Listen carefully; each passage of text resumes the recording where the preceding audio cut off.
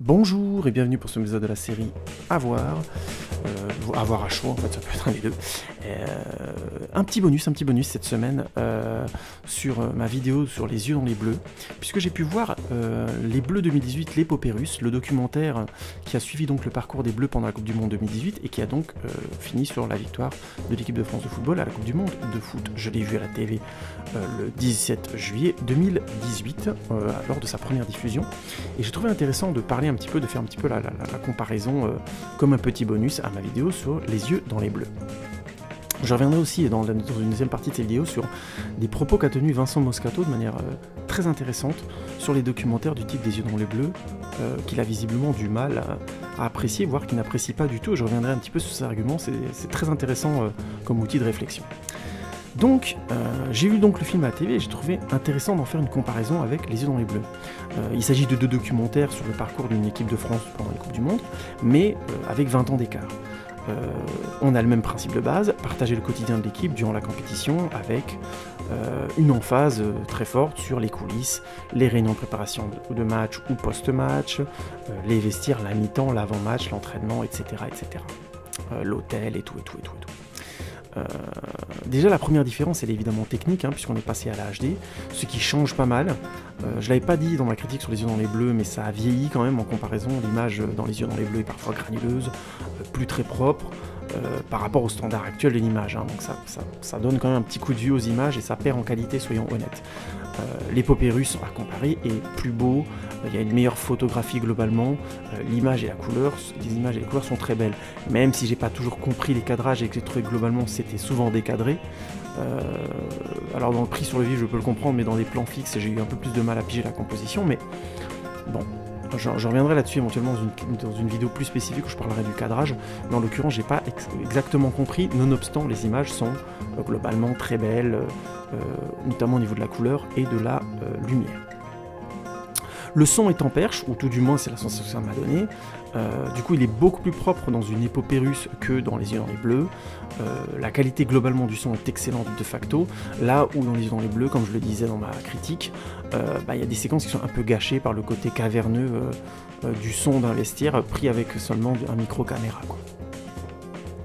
Je vais pas refaire ici, pour la petite parenthèse, une critique de la trilogie des yeux dans les bleus, je vous conseille d'aller voir la vidéo que j'ai faite déjà, mais je fais juste une comparaison, j'évoquerai éventuellement les points sur lesquels je compare vraiment les deux films. Mais je trouve que notamment la différence majeure entre les films est dans l'écriture. Les yeux dans les bleus est strictement pris sur le vif, dans un contexte, il est essentiellement pris sur le vif, même dans les interviews. Tandis que dans l'épopée russe, ils ont choisi de faire des interviews plus posées et plus lourdes en termes de mise en scène. Et malheureusement, je pense que ça ne fonctionne pas. Mais je vais m'expliquer. Les interviews dans Les yeux dans les bleus sont prises sur le vif dans le contexte des personnages, avec une mise en scène simple. On laisse faire le personnage ce qu'il veut, et si des propos originaux arrivent, tant mieux, sinon tant pis. Du coup, la mise en scène ne sait pas vraiment si elle va voir quelque chose avec certitude et à quel moment. Évidemment, ça crée des risques financiers, puisque ça peut créer des tournages beaucoup plus longs et en plus hasardeux. Mais en même temps, c'est avec un petit peu de connaissance du commentaire, c'est possible de, entre guillemets, gérer ça. Déjà en favorisant la proximité. Comme je le disais, dans Les yeux dans les bleus, il n'y a pas de perche, donc le réalisateur et sa caméra sont seuls face aux gens, ce qui, mine de rien, facilite la proximité quand même. Ensuite, il y a certains personnages qui sont ce qu'on peut appeler des clients. Ils ont la parole facile, ils sont intéressants à l'image, ils ont une interaction forte avec les autres, ou simplement un bon rapport avec le réal. Ce qui crée des séquences. C'est des personnages qui créent à eux tout seuls des séquences. Et pour la petite parenthèse, c'est rare de ne pas en avoir quand on a 22 personnages potentiels. Et ça fonctionne très bien dans Les yeux dans les bleus. Ça crée des séquences organiques, ça donne une sensation qu'il n'y a pas de répétition, qu'on n'a pas deux fois le même type d'interview, alors que pourtant on est dans des mises en scène très proches. C'est des mecs, souvent c'est des mecs dans leur chambre, sur leur lit, donc c'est une mise en scène de l'intime, c'est très simple, mais à chaque fois c'est très différent parce que le cadrage évolue et aussi parce qu'on sent vraiment qu'il y a un autre rapport avec les personnages, que les personnages essaient de réellement se livrer. même si le propos n'est pas forcément original, il transpire la sincérité, ce qui est quelque chose de difficile à obtenir. Hein. C'est pas quelque chose de simple dans le rapport de temps que peut avoir un réalisateur avec cadreur, avec des personnages dans un documentaire. Mais en l'occurrence, dans Les Yeux dans les Bleus, c'est bien géré. À comparer les interviews dans l'épopée des Russes, la mise en scène est forte. Hein. C'est des gros plans sur les visages qui sont de face à la caméra, et les joueurs parlent. Font des retours sur ce qui se passe ou quoi que ce soit. Et il me semble que ça, franchement, ça fonctionne pas. Déjà, il y a la lourdeur du dispositif qui a l'air de les intimider, visiblement, puisque les joueurs sont raides et ils parlent comme dans les interviews télé, quoi. On dirait qu'ils n'ont pas d'âme. Ils disent oui, là on est arrivé en quart de finale, c'est bien, mais je pense que ce qui serait bien, c'est qu'on aille un peu plus loin, donc il ne faut pas qu'on s'enflamme. Vous voyez, tout ça, c'est très évident, il n'y a pas de surprise. Et s'ils le disaient encore avec conviction ou quelque chose, j'aurais pas de problème avec ça, mais ils le disent un petit peu comme des robots, quoi. Ils le vivent pas vraiment. Et je pense que ça vient vraiment de la lourdeur du dispositif. En plus, dans l'image, ça fait un gros plan sur la tête, et je trouve que c'est peu flatteur quand on est filmé en HD, parce que ça insiste notamment sur les défauts du visage, sur le côté asymétrique du visage humain, le côté plein de petites imperfections, mais c'est pas grave en soi, parce que ça peut être joli aussi. Mais comme le propos, ce qu'ils disent souvent dans ces interviews est peu dense, ça c'est pas très intéressant, ça les rend monstrueux. Ça donne un petit côté étrange, glauque, je trouve. Par exemple, pour donner un bon contre-exemple à ça, il y a le générique de la série Orange is the New Black, qui est une suite de gros plans de visages de femmes qui sont en prison. Donc il y a un petit côté difforme, masculin, avec des tatouages, etc. Donc il y a un petit côté comme ça, étrange, mais très singulier. Et ça devient beau à partir du moment générique, où dans le générique, il y a des sourires qui arrivent sur les bouches, dans les regards, quelque chose de malicieux. C'est la mise en scène qui rejoint en quelque sorte le moment de l'intime. Ce qui fait qu'on n'est pas en train de scruter quelqu'un ou un prisonnier de manière perverse, en du genre il est bizarre avec tel truc. Non, on a vraiment la sensation de partager quelque chose et que lui veut nous montrer quelque chose. Et ça, c'est très très réussi. Et en plus, ça correspond parfaitement à l'identité de la série. Bref, c'est une manière de bien faire ce type de dispositifs qui sont vraiment à double tranchant. Si on n'a pas une relation intime avec les personnages, ou s'ils n'arrivent pas à avoir cette relation avec la caméra au minimum, et ben ça crée des sortes de trous un peu narratifs où en fait rien n'est réellement dit. C'est juste des informations narratives dont on se doute en plus, et qui au final, il n'y a pas assez d'humanité dedans pour qu'on les partage réellement, qu'on les vive. Et ça, malheureusement, c'est vraiment un raté dans l'épopée, dans l'épopée russe, parce que ça donne vraiment l'impression que les joueurs se plient à l'exercice. Voilà, ils parlent comme dans des interviews télé, comme je disais. Et perso, je trouve que ça alourdit déjà le film, qui est déjà long, puisque c'est quand même 2 fois 1h30, je crois, si je dis pas de bêtises. Et c'est dommage, parce que sinon, il y a de belles séquences dans ce film. La découverte de l'hôtel, par exemple, avec des peintures des joueurs sur les murs, c'est très joli. La piscine qui est grande. C'est aussi intéressant de voir que des joueurs qui vivent, qui sont encore impressionnés, alors qu'ils vivent dans des grands clubs avec des infrastructures de fou. Et là, ils arrivent, ils découvrent les infrastructures, et ils sont un peu comme des gamins, quoi. Ça fait plaisir aussi, il y a une petite fraîcheur. Il y a aussi la fameuse séquence du retour du sélectionneur Didier Deschamps sur le premier match contre l'Australie, où ils ont gagné, mais ils montrent bien l'importance de l'exigence de qualité, d'engagement malgré la victoire. Et ça, c'est classe. C'est une séquence qui est plutôt bien foutue d'ailleurs. Évidemment, il y a des séquences classiques comme les vestiaires dans un match important. Hein. C'est classique, mais ça fonctionne vraiment bien. Quoique, quelque part, perso, j'ai eu la sensation étrange devant ce film d'avoir globalement la sensation d'être de moins vrai ou d'être moins intense, en quelque sorte, que Les Yeux dans les Bleus, pour les séquences similaires. Alors, peut-être que la mise en scène est très proche, et du coup c'est peut-être plus assez nouveau pour moi, ou peut-être que l'influence du parcours des deux équipes a été très différent pour moi, puisque j'ai vu Les Yeux dans les Bleus, j'avais 18 ans, 19 ans.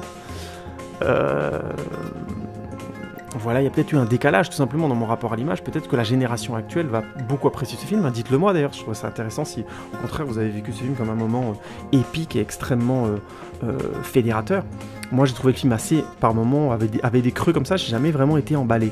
Même si j'ai bien aimé le film, j'ai pas eu les émotions fortes que j'ai pu avoir sur Les Yeux dans les Bleus, en termes de crescendo vers la finale et vers la victoire finale. Ma petite hypothèse perso, c'est que dans un docu où les séquences sont essentiellement prises sur le vif, ça pardonne pas quand il y a des séquences qui en parallèle manquent d'âme et qu'elles sont mises en scène en plus. C'est très difficile de marier une mise en scène lourde et un docu avec des prises de séquences sur le vif, quoi, des séquences sur la vie. C'est très très compliqué parce que la mise en scène se sent tout de suite. Et du coup, si les personnages ne donnent pas autre chose, sont pas dans une sorte de rapport sincère, comme je le disais avant, ça crée des appels d'air et le film, du coup, est construit comme en sinusoïde. Donc voilà, dans l'épopée, je trouve qu'il y a vraiment ces interviews qui dégonflent les séquences prises sur le vif, il me semble. Ça crée vraiment des creux. Sans compter qu'il y a des séquences aussi prises sur le vif que je n'ai pas trouvé pas transcendantes. Il y a la séquence sur le basket de couloir où ils essaient de comprendre le rapport qu'ils ont avec N'Golo Kanté. Oui, je comprends par rapport au personnage que ça peut dire, mais je trouve pas non plus que ce soit très transcendant comme séquence. Le couloir est pas très intéressant, ni le truc de basket, ni ce qui s'y passe. Enfin voilà, je sais pas. Ça a des petits côtés compétiteurs. Je comprends ce que ça veut informer, mais émotionnellement, je trouve pas ça transcendant. Du coup, c'est pas très profond. Alors, je mets tout de suite 2 bémols à ma critique. Déjà, il y a 20 ans qui séparent les 2 films. La technologie, le rapport à l'image a changé, surtout pour les joueurs, j'insiste. C'est plus difficile pour un réal actuel de créer un rapport de documentaire sincère avec des personnes qui maîtrisent de plus en plus les images, comme aujourd'hui. C'est incontestable. Ça, c'est vraiment une difficulté nouvelle. Il y a 20 ans, je pense pas que Stéphane Meunier, notamment, a eu cette difficulté-là, ou Gilles Kayat, avec les joueurs de l'équipe de France. Je le pense vraiment pas. Sans compter que la moyenne d'âge était un peu plus élevée, si je dis pas de bêtises. Et qu'ils étaient plus en rapport aussi avec des personnes qui avaient les 25, qui allaient vers les 30 ans. Ça aussi, ça joue aussi dans le rapport. Hein. Forcément, quand on est avec des gens plus jeunes qui ont moins de recul, les propos vont être moins intéressants et il y aura forcément peut-être un désir de se protéger de l'image parce qu'au jour d'aujourd'hui, il faut s'en méfier. On peut avoir de gros soucis rien qu'avec une image ou un mot qui dérape sur une image X ou Y. Cependant, j'ai la sensation que le travail de rapprochement avec l'équipe aurait pu être fait différemment peut-être. Plus tôt, avant la compétition, j'en sais rien. Je connais pas exactement les détails. J'ai vu une interview des réalisateurs sur une émission télé qui parlait notamment d'un moment où, pour se rapprocher un peu de l'équipe, ils ont fait du gainage avec Didier Deschamps pour intégrer un peu la dynamique du groupe et qu'évidemment ils y sont pas arrivés du tout, hein, que voilà, c'est des athlètes de haut niveau quoi. Et j'ai trouvé ça intéressant parce que finalement c'est une tentative que je trouve un peu naïve pour se rapprocher d'une équipe de sportifs pour des sportifs de haut niveau. Parce que les sportifs de haut niveau vivent dans une bulle ultra athlétique que quelqu'un qui fait du sport régulièrement, même régulièrement, n'atteindra jamais, il en sera toujours très loin. C'est impossible d'y entrer, je pense, par le biais du sport, à moins d'être un sportif soi-même ou d'avoir vraiment une très très grosse pratique sportive, d'être très très très athlétique. Mais je pense que c'est naïf, sans ça, de vouloir approcher par ce pan-là. Il aurait probablement été plus simple d'entrer par une porte qu'on connaît, par exemple le rapport à l'image, ou je sais pas, ou tout simplement par la proximité avec le travail du temps, en étant avec eux un long moment. Ça a l'air tout bête, mais ça c'est des choses qui permettent à un moment donné de naturellement briser des murs qui, dans un premier temps, refroidissent le rapport à l'image et au tournage et qui se sentent à l'image. Alors, pour modérer ce que je dis, les 2 réals de l'épopée sont visiblement jeunes. Hein. Je ne sais pas s'ils ont fait beaucoup de documentaires avant.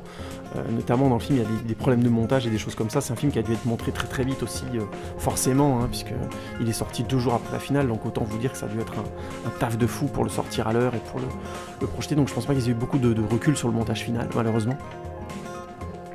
Et en plus, ils sont jeunes, donc je ne sais pas quelle expérience ils ont à ce niveau-là. J'ai pas trouvé d'infos sur eux.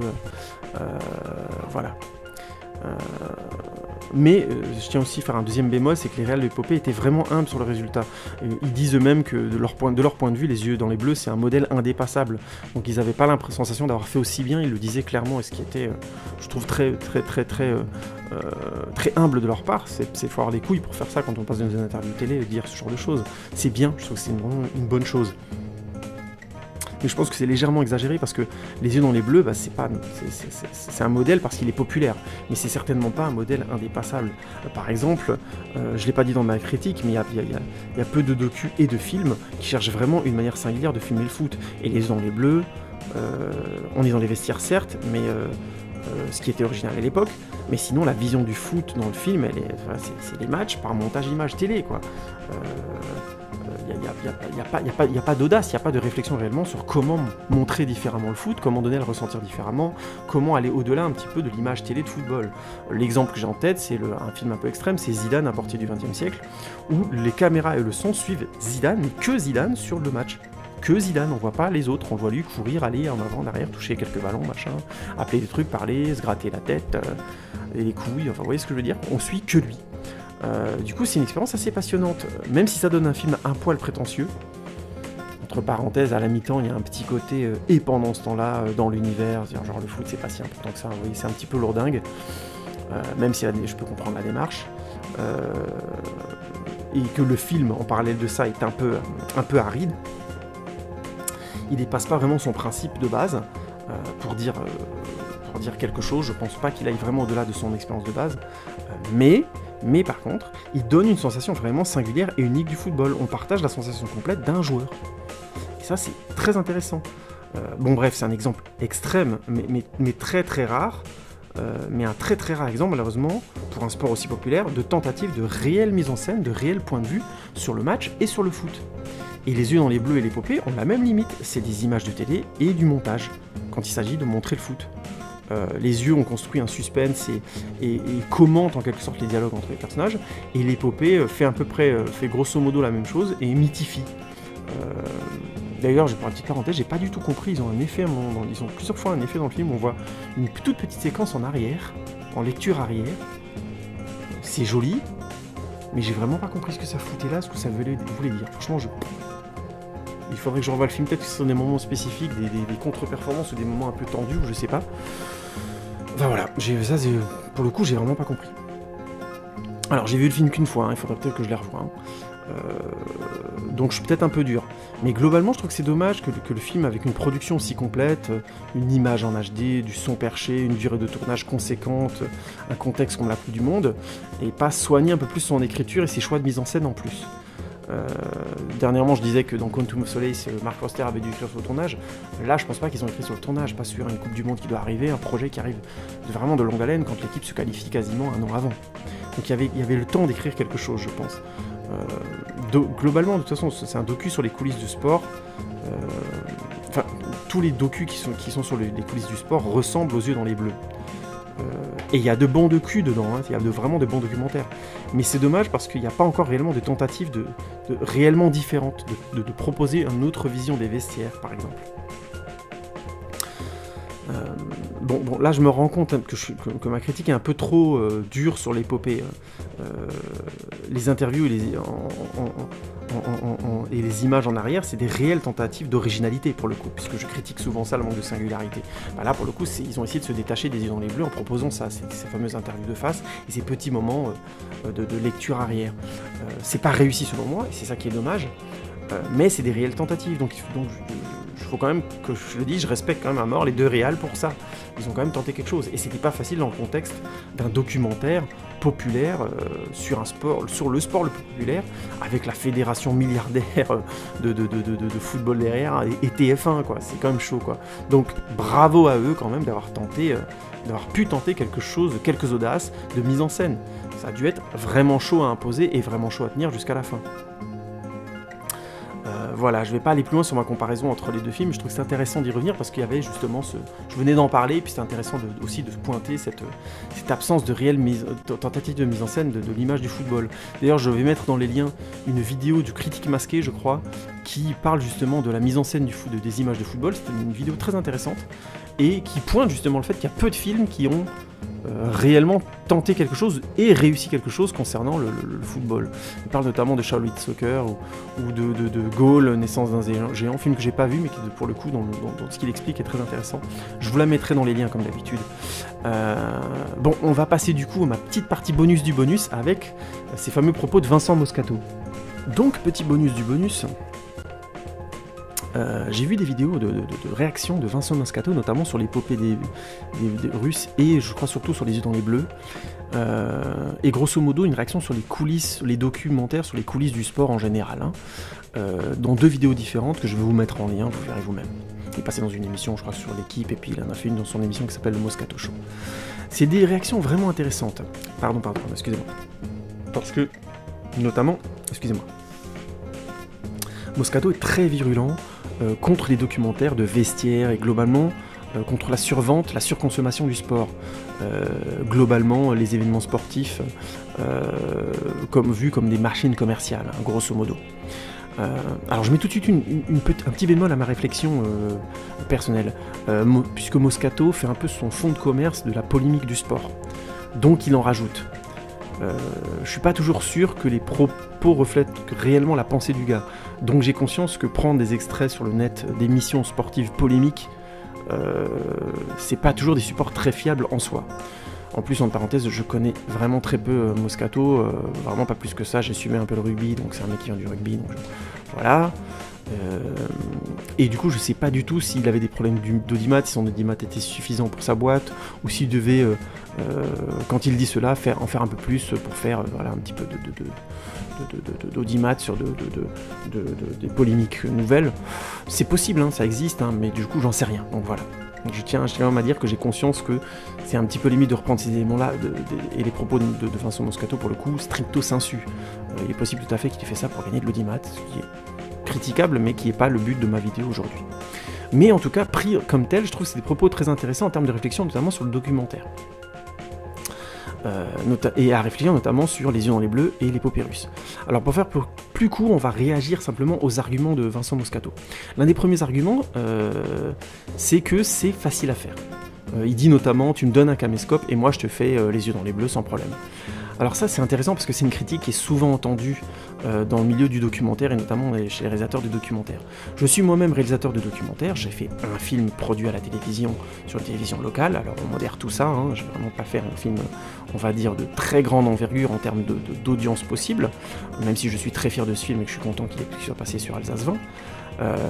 La chaîne locale alsacienne, mais j'ai surtout fait des docus amateurs avec très peu de sous, voire pas du tout, et ce film-là qui a été mon premier film professionnel, et pour la petite info, j'essaie de faire mon deuxième film actuellement.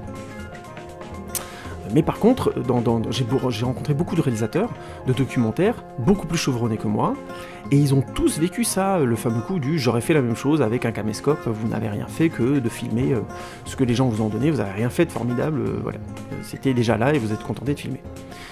Alors, je vais répondre très clairement. Au-delà du fait que le savoir technique, c'est-à-dire l'écriture, parce que un film ça raconte quelque chose, le tournage, parce qu'il y a la balance des blancs, la lisibilité de l'image, du cadre, plein de choses comme ça qu'il faut connaître, le montage, qui est tout un processus technique à partir d'ordinateur actuellement, ou d'un banc de montage global, le mixage et le montage du son, qui sont vraiment des choses très spécifiques, l'étalonnage, qui est encore un travail encore plus spécifique sur la couleur des images, et ainsi de suite, etc., etc., et qui demande, toutes ces choses demandant un savoir professionnel, très souvent juste pour que le résultat soit bien, pas bon, hein, juste bien.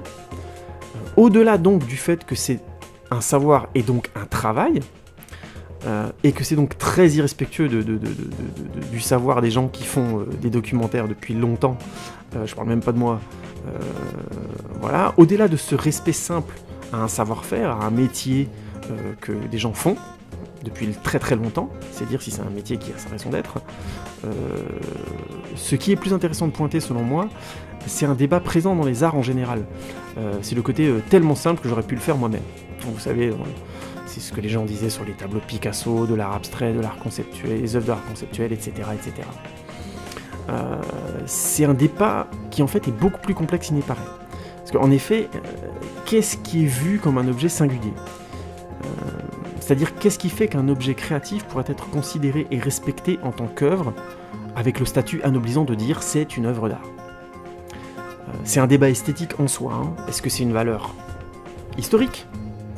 J'ai une valeur, voilà, je suis le témoin de quelque chose, dans ce cas-là, Les yeux dans les bleus ou l'épopée russe est une œuvre d'art, puisqu'il témoigne d'un événement historique, sportif. Est-ce que c'est le contexte sociologique ? Dans ce cas, Les yeux dans les bleus et l'épopée russe, c'est intéressant, puisqu'il il est comment dire, au croisement d'éléments populaires extrêmement forts, le foot étant le sport le plus populaire. Il y a énormément d'éléments sociologiques que le film met en lumière, comment les gens se filment, comment ils se regardent, comment les gens réagissent aux images, et ainsi de suite. Et dans ce cas-là, il y a même quelque chose peut-être de sociologique à faire, à croiser entre les yeux dans les bleus, les papyrus et tous les documentaires de vestiaires qui ont été faits entre-temps. Donc est-ce que c'est le contexte sociologique qui en fait une œuvre d'art? Est-ce que c'est une question philosophique? Est-ce que c'est les éléments de questions éthologiques qui font que ontologiques, pardon, qui font que les yeux dans les bleus ou les papyrus est aussi forte, avec des questions fondamentales, comment les gens s'unissent, comment on fait à un moment donné basculer la mentalité d'une équipe vers quelque chose de collectif et non plus d'individuel, ainsi de suite, des questions qui sont éminemment philosophiques. Est-ce que c'est une question de philosophie des arts, donc d'esthétique? Est-ce que c'est la forme qui, à un moment donné, correspond à un certain canon actuel, qui fait que les gens diront c'est une œuvre d'art? Est-ce que, parce qu'il y a eu le grand plan large sur le stade et qui renvoie au grand plan large qu'on avait dans, je sais pas moi, La Marche de l'Empereur, qui est reconnu comme un chef-d'œuvre du documentaire populaire, est-ce que, du coup, ça fait de Les Papyrus une œuvre d'art? Est-ce que c'est le succès, tout simplement, le fait que Les Yeux dans les Bleus aient été vus par des millions de gens, ou que Les Papyrus aient été vus par des millions de gens, qui le consacrent non plus comme un documentaire simplement, entre guillemets, mais comme une œuvre d'art? Alors je vais pas faire le débat ici, mais c'est juste pour vous donner une idée de la complexité de la question. J'ai pas les capacités intellectuelles pragmatiquement d'y répondre. J'ai pas étudié la sociologie ni l'histoire, etc. au niveau universitaire. J'ai essentiellement fait un peu d'esthétique et surtout des arts plastiques. Donc vraiment, c'est pas moi qui pourrais y répondre, je pense, de manière plus approfondie que ça. J'aurais peut-être des hypothèses, mais c'est pas l'enjeu de cette vidéo. Je préfère faire une réponse pragmatique concernant le documentaire, le domaine sur lequel je réfléchis par passion. Donc concernant les yeux ou les popées, les yeux dans les bleus ou les papyrus. C'est des films qui donnent une impression de facilité parce que on filme dans l'intimité des joueurs et on le montre. Ça paraît évident, voire simpliste. On prend n'importe quel outil enregistrant et on ferait pareil. Je peux comprendre qu'on ait cette sensation-là, notamment à l'ère du téléphone et ainsi de suite, mais Vincent Moscato faisait déjà ses critiques bien avant, je pense. En fait, je sais que ça paraît simple, mais c'est totalement faux. Parce que le filmeur influence ce qui est filmé. Et ça, c'est bien. Une même scène, je vais être clair, peut être filmée de 1000 manières différentes. Un vestiaire peut être filmé de 1000 manières différentes. Mais si on filme de 1000 manières différentes, on ne peut pas montrer ces 1000 manières dans le film final. Sinon, on raconte rien. Ou on raconte qu'un vestiaire peut, ou une situation donnée peut être filmée de 1000 manières. Mais à mon avis, c'est pas très intéressant, à moins que ce soit un exercice audiovisuel, quoi. Et en plus, sans compter qu'un film comme ça, 1000 manières, ça demanderait des moyens irréalistes de filmer un seul et même moment, sans compter un temps de montage absurdément long. Bref, vous voyez ce que je veux dire, où je veux en venir. Le documentaire peut donner l'impression d'être improvisé, pris comme ça, parce que pris sur le vif. Mais c'est absolument pas le cas, surtout si ça fonctionne. Ça demande des choix de mise en scène, dans le cas d'un docu pris sur le vif, en quelque sorte, pour faire simple, le choix d'un point de vue, aussi bien en termes éthiques, morales, philosophiques, esthétiques, que d'un point de vue pragmatique. Filmer, c'est forcément enlever des choses, mettre des choses dans le champ et hors champ. Et il faut choisir à un moment donné ce point de vue qui va mettre des choses dans le champ et des choses hors champ. Par exemple, dans Les Yeux dans les Bleus, Jacquet fait un discours pour expliquer quelque chose. Ce qui est essentiellement montré, c'est que le discours parle aux joueurs, donc on voit Jacquet à l'image, on est face à lui et on le suit, il est en plan, je crois, serré taille, ou en léger plan américain, on voit juste au-dessus des genoux, et il se déplace, il est dynamique, on voit son corps bouger, on voit ses inclinations, on voit tout son corps parler et exprimer des choses, et c'est filmé comme ça pour donner de la valeur et de l'ampleur à sa manière d'expliquer les choses, qui est effectivement très animée. Et en parallèle de ça, on a les joueurs qui sont des contre-champs sur les joueurs qui sont concentrés, voire réceptifs. Pas toujours, il y en a certains qui sont un peu dans les vapes et tout ça, parce que c'est une causerie, mais globalement, ils sont dans la discussion, dans l'écoute. Et pour donner cette impression-là, au final, au montage, c'est pas du tout un tournage improvisé. En tout cas, le montage final ne donne pas cette impression. Parce que ce n'était pas le cas au tournage, je vous le dis, pas besoin de vous poser la question. Est-ce que j'ai été bien clair? Il y a un énorme de travail à faire sur un docu pris sur le vif pour que le film soit au final lisible et juste. Juste, c'est-à-dire qu'il qu'il n'y ait pas d'exagération et d'emphase déplacée, ce qui est souvent utilisé dans les reportages télé où on exagère dans l'emphase avec de la musique, des plans de coupe et plein de choses, plein d'effets comme ça qui sont souvent hors de la réalité, qui sont par exemple très utilisés malheureusement dans les émissions de télé-réalité, où on transforme les gens en personnages parce que sinon on s'ennuie, c'est pas assez rythmé. Pour résumer, ça a l'air simple de faire un documentaire, justement parce que c'est bien fait. Si le documentaire est bien fait, ça a l'air simple, mais c'est justement parce que ça donne cette impression que c'est très bien fait et que c'est très très difficile à faire. Je vais finir sur une petite parenthèse, mais entre guillemets, c'est tout un art. Voilà, j'espère que j'ai été clair là-dessus, mais je pense que c'est vraiment un débat sur lequel il faut plus laisser avoir si vous n'y connaissez pas grand-chose ou si c'est pas un domaine qui vous intéresse. C'est très difficile d'avoir un documentaire lisible, juste. Vous pouvez me croire sur parole, et tous les éléments que je viens de vous donner là vous donnent une idée de l'ampleur des choses qui sont à gérer.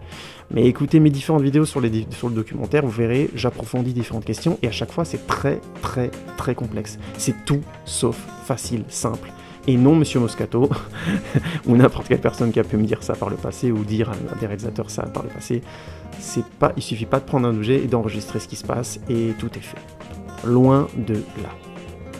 Le deuxième argument sur lequel Moscato revient, c'est que ça a été des films à succès, parce qu'il y a eu la victoire au bout, et puis c'est tout. Le succès des films c'est parce que l'équipe a gagné la compétition à la fin, que ces documentaires ont eu du succès.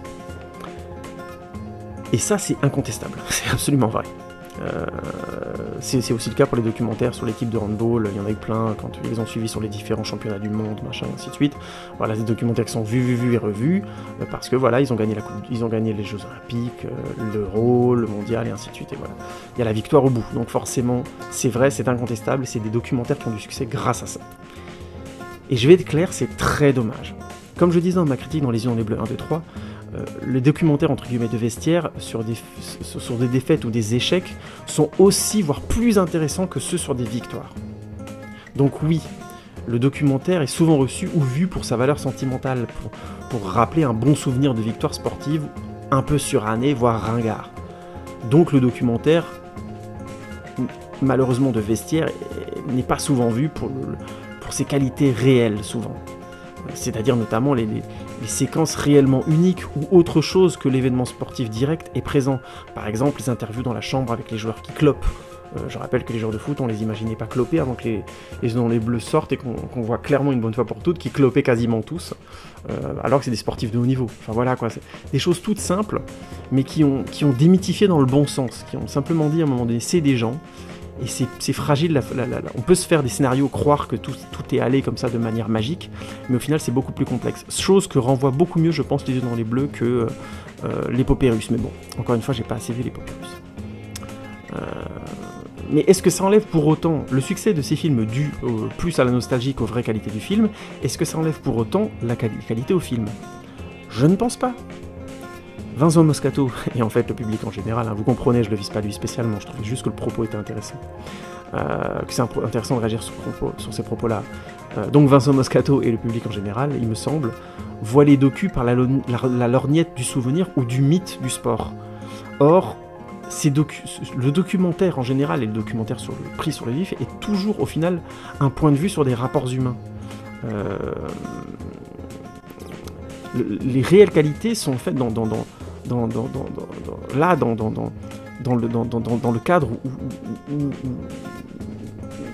où des gens sont filmés. C'est-à-dire que c'est vraiment dommage de passer à côté de la réelle source du documentaire où tout se passe vraiment dans les rapports humains. Et c'est ça qui est intéressant, c'est pas le résultat, c'est pas la victoire ou la valeur sentimentale, souvenir, c'est bien, c'est mignon, mais ça c'est pas ce qui fait le film sur la longueur et c'est pas ce qui fait sa qualité intrinsèque. C'est mieux géré ça d'ailleurs dans Les Yeux dans les Bleus que dans l'épopée.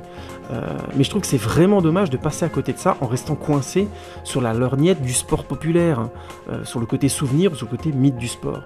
Donc oui, c'est incontestable, c'est des films qui font leur succès sur le fait que les équipes ont gagné à la fin, mais ça n'enlève pas les qualités à ces films-là, et c'est vous qui à un moment donné décidez de ne pas voir ces qualités-là, alors qu'elles sont là pragmatiquement. Le troisième argument, c'est qu'il faudrait garder un certain mystère autour du sportif, qu'il faudrait en quelque sorte laisser les mythes être des mythes, que le vestiaire, en quelque sorte, ne doit pas être vu. Il donne l'exemple de la prière du torero qui ne doit pas être vue parce qu'on doit l'imaginer, ça n'a pas d'intérêt, que ça tue les mythes. Et que dans ce sens-là, il y aura bientôt plus de footballeurs actuels qui seront réellement des mythes. Ça, je trouve ça vraiment très intéressant, quelque part. Cette idée qu'on ne verra plus le footballeur comme avant, parce qu'il est beaucoup plus mis en lumière. Et Moscato pense notamment que ça tue les mythes. Alors, je pense quelque part c'est vrai, mais moi, perso, je suis d'accord sur le fait que les mythes doivent mourir. Alors, quelque part, je prêche pour ma paroisse, hein, je dis en grosso modo que les documentaires servent à quelque chose et que c'est bien s'il y en a, sachant que moi j'ai fait un documentaire sur les coulisses du rapport coach-boxeur, donc forcément, je vais passer pour celui qui prêche pour sa paroisse, mais vous allez comprendre que je vais un peu plus loin sur le fond que ça. Le mythe du sportif est une mise en scène du sport. Or, selon moi, le sport est beau en soi. L'événement sportif, hein, mais pas seulement. La préparation et ses répercussions, les préparations et les répercussions de l'événement sont passionnantes. Suivre l'humain dans tout ça, c'est passionnant, c'est complexe, ça va bien au-delà du mythe du sportif. Et là, le documentaire a une superbe place, une place de choix. Il est un témoin unique. Quand il y a un vrai point de vue qui est assumé, une écriture qui est assumée, un point de vue singulier sur des relations humaines et leurs objectifs communs. Ça, dans le meilleur des cas. Vous avez compris ce que je disais depuis le départ, c'est un peu mieux fait dans les Bleus que dans l'épopée, je vais pas le redire 10 fois. Mais effectivement, ça demande une forme singulière et efficace en même temps pour être compris, ça. Dans les Bleus, ça marche, dans l'épopée, il y a une tentative singulière, mais c'est pas efficace à mon avis. Du coup, le point de vue de Moscato est compréhensible. Mais pour le coup, je pense que c'est un point de vue un peu passéiste, si vous pouvez me permettre l'expression. Je pense pas qu'on ait besoin d'une mise en scène du sport autour des mythes pour faire vivre le sport. Comme je disais avant, le sport, il est beau en soi. C'est ça et son influence sur des histoires humaines qui est beau. On n'a pas besoin de créer des mythes. Les mythes, en fait, ils n'existent pas, ils ont toujours été irréalistes. Ça a été toujours, quelque part, un désir de perfection humaine fantasmé, car matérialisé en quelque sorte dans le geste sportif. Et c'est vrai, il y a des gens, des sportifs qui touchent la perfection leur geste sportif à un moment donné, à une époque, selon un contexte donné, et c'est très beau, et je comprends qu'on puisse y voir quelque part du mythe. Mais garder à l'esprit que c'est faux, que c'est irréaliste, je trouve que c'est très important. Au-delà du fait que c'est dangereux parce que une vision politique dictatoriale, ou au mieux oligarchique, c'est-à-dire un groupe d'élite qui dirige tout le monde, c'est ça une oligarchie. Le problème du mythe, c'est que c'est surtout un mensonge sur lequel on base des modèles sociaux. Et ça, c'est vraiment absurde. Baser des modèles sociaux sur du mensonge, c'est vraiment pas une bonne chose. Aucun sportif n'est au niveau de son mythe, et c'est très très bien, ça n'existe pas. Au contraire, admettons tout de suite que le sportif, avant tout, est un homme, et que ce sont des hommes dans des situations, enfin des êtres humains dans des situations intenses, et apprenons à les comprendre. C'est plus intéressant à comprendre ce qui nous lie à eux, ce qui nous désunit, pour mieux continuer à nous comprendre, etc., etc. C'est beaucoup plus intéressant de voir ça comme un outil de questionnement émotionnel, pour revivre des émotions, pour vivre des émotions avec eux, pour rentrer en empathie, pour essayer de les comprendre le mieux possible, donc rentrer en empathie, que de rester bloqué sur le mythe, fantasme du parfait, enfin le fantasme du mythe parfait du leader, quoi, qui est toujours un mensonge qui finit toujours par décevoir. Parce que personne n'est parfait, personne ne touche la perfection dans tout ce qu'il fait, dans tout ce qu'il est.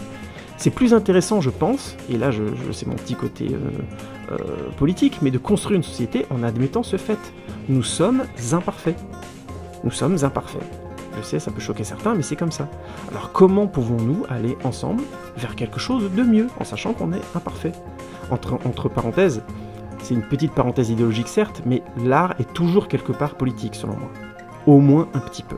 Donc voilà, je pense que c'est vraiment la critique de fond que fait Vincent Moscato est une critique en fait politique.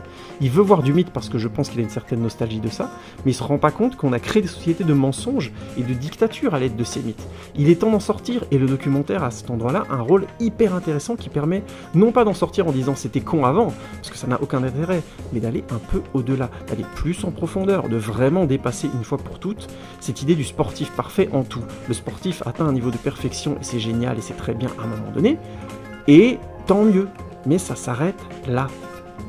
Je tiens juste à pointer le fait qu'il dit qu'il n'y a plus de sportif qui sera mythique maintenant comme avant, peut-être, mais il me semble que le mythe autour de Cristiano Ronaldo ou de Lionel Messi, vit très très bien.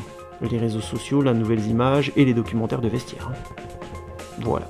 Il me semble que c'est deux joueurs qui sont largement passés au stade du mythe alors qu'ils n'ont pas encore fini leur carrière et qu'ils en ont encore pour quelques années. Je ferme la parenthèse. Donc la mort des mythes dans le sport, ouais. On y reviendra une autre fois. Je pense que ça me paraît un peu fallacieux. Le troisième argument, ou le quatrième plutôt, si je dis pas de bêtises, j'avais noté 3, oui c'est le quatrième argument, c'est que ces documentaires participent à une surconsommation du sport qui tue le sport. Les docus de vestiaire participent à vendre le sport, un sport qui est angélisé, lissé, et ainsi de suite. Et c'est vrai aussi, parce que notamment il y a eu une standardisation de la forme du documentaire depuis Les Yeux dans les Bleus, ça c'est vrai. Les Yeux dans les Bleus ont eu un tel succès qu'il y a eu un petit peu toujours la même forme de documentaire après, notamment parce que ça coûtait peu cher d'envoyer un mec avec sa caméra, éventuellement avec un perchiste, tourner dans les vestiaires pendant des mois, sortir un film au final, et s'il y avait victoire sur la compétition, ben de toute façon c'était la nostalgie qui était mise en avant, et voilà. Et c'est vrai que malheureusement ces films fonctionnent surtout sur la nostalgie, comme je le disais avant, ce qui est vraiment dommage. Et c'est vrai du coup que ça participe à capitaliser sur les victoires sportives en mode vidéo souvenir. Mais là où Moscato se trompe, je trouve, c'est comme dit avant, parce qu'il sous-estime le fait qu'un documentaire est une œuvre et qu'il est passéiste. Sur ces deux points, je pense vraiment qu'il y a un problème. Il considère que les documentaires ne sont pas des œuvres, et de facto, qu'on ferait mieux de retourner à des formes plus anciennes, en ayant une absence d'image en quelque sorte, ou une autre forme d'image, parce qu'il a un vrai plaisir passéiste du mythe du sportif. Mais c'est normal qu'on perçoive ça dans un docu comme Les Yeux dans les Bleus, parce que, ou sur les docus qui ont repris Les Yeux dans les Bleus, sur chaque équipe de sport populaire française depuis 20 ans. Il y a vraiment eu cette forme qui est revenue à chaque fois. Il y a eu un effet, en effet, de standardisation qui garantissait la vente du produit sport. Et effectivement, c'est des docus qui ont été faits d'abord pour vendre, et qui ont été pensés pour vendre, voire pour survendre le sport. Entre parenthèses, j'en ai vu plein, moi, des docus comme ça, notamment sur l'équipe de France de handball, sur l'équipe de France de rugby, bref. Évidemment, sur l'équipe de France de rugby, ils n'ont pas gagné de Coupe du Monde, donc tiens, c'est bizarre, ces documentaires ont beaucoup moins bien marché. Et oui, c'est vrai, c'est incontestable, à cet endroit-là, Vincent Moscato a pragmatiquement raison. Et effectivement, tous ces docus avaient des formes très similaires aux Yeux dans les Bleus, voire tous la même forme, donc pas de singularité, pas de vrai respect de la relation que les gens créaient réellement avec les sportifs à chaque fois, qui pourtant étaient certainement uniques avec des gens uniques, mais effectivement on a du coup la sensation, si on les voit tous côte à côte, d'avoir un produit qui est vendu à prix fort. Ça oui, c'est incontestable. Il y a des docus que j'ai beaucoup aimés sur le... Il a fallu que je fasse cette vidéo pour me rendre compte qu'il y avait des docus que j'aimais beaucoup sur l'équipe de France de handball, qui ressemblaient trait pour trait aux Yeux dans les Bleus, basta. Moment de vie, interview dans les chambres, passage de match au ralenti et tout ça, avec musique, et ainsi de suite, jusqu'à triomphe final. Enfin vraiment, archétype quoi, des Yeux dans les Bleus, copie conforme. Cependant, il faut le dire, chaque film peut avoir ses quelques séquences originales et fortes. On ne peut pas mettre tous ces films dans le même sac, des documentaires faits par des personnes, parce que c'est des documentaires faits par des personnes très différentes, sur des personnes très différentes, dans des contextes très différents, comme je le disais avant. Donc il y a parfois des petites bulles, des petites choses comme ça, très différentes, ou dans les manières d'être dites, ou d'être vues, et ça fait du bien, même si c'est pas souvent le cas, malheureusement, il faut être honnête. Mais l'argument de Moscato aussi permet de pointer que c'est très dur de faire un documentaire actuellement sur des vestiaires sans le standard, en évitant le standard des Yeux dans les Bleus. C'est un combat avec des producteurs-diffuseurs pour tenter de nouvelles choses qui, eux, ont l'habitude de vendre le produit comme ça depuis des années. Ça marche, les gens le mangent. Je pense que l'épopée russe a dû cartonner. Ils ont fait un audimat de fou, si je me souviens. Ils ont fait, je sais pas combien, 19 millions de spectateurs, si je dis pas de bêtises. Je sais pas si mes chiffres délirent un peu. C'est ce que j'avais vu, je crois. Donc voilà, ça a marché extrêmement bien, encore une fois. Donc c'est difficile de s'opposer aux chaînes de télé qui produisent ces films sur des sports très populaires, et aux diffuseurs pour avoir une forme un peu différente, parce qu'ils savent, avec cette forme Yeux dans les Bleus, bam, ils marchent à chaque fois. Donc je reviens aussi sur les quelques audaces qu'ont tenté les deux réalisateurs de l'épopée russe, parce que c'était bien fait, ils ont tenté quelque chose, et c'était pas facile dans ce contexte-là. Et ça demandera à l'avenir, d'ailleurs, pour la petite parenthèse, beaucoup de force aux futurs réalisateurs de documentaires pour tenter quelque chose de différent dans les documentaires dits de vestiaire, en quelque sorte. Mais c'est important aussi de souligner que ces films ont parfois eu des qualités, et que les mécompréhensions à la Moscato ne puissent plus se produire en produisant justement des documentaires avec des formes différentes et des choses nouvelles. Soyons honnêtes, dans des contextes où le sport populaire est très très fort, il y a des masses financières derrière, des chaînes de télé et tout ça, ça prendra du temps. Soyons honnêtes. Voilà, je vais m'arrêter là, c'était une petite vidéo bonus un peu différente. J'espère qu'elle vous a plu, dites-moi ce que vous en pensez dans les commentaires, j'en ferai pas forcément des tas sur des commentaires de commentaires, mais là je trouve que c'est intéressant à développer derrière les yeux dans les bleus que je venais de faire, l'épopée russe et ainsi de suite. Voilà, je vous mettrai les différentes vidéos en lien, n'hésitez pas à tweeter, instagrammer, commenter, surtout commenter, liker, partager si vous voulez, mais surtout commenter, donnez-moi votre avis, ça m'intéresse beaucoup. Merci beaucoup pour votre écoute mes amis, et à très bientôt pour une nouvelle vidéo de À voir. Salut les amis, ciao ciao.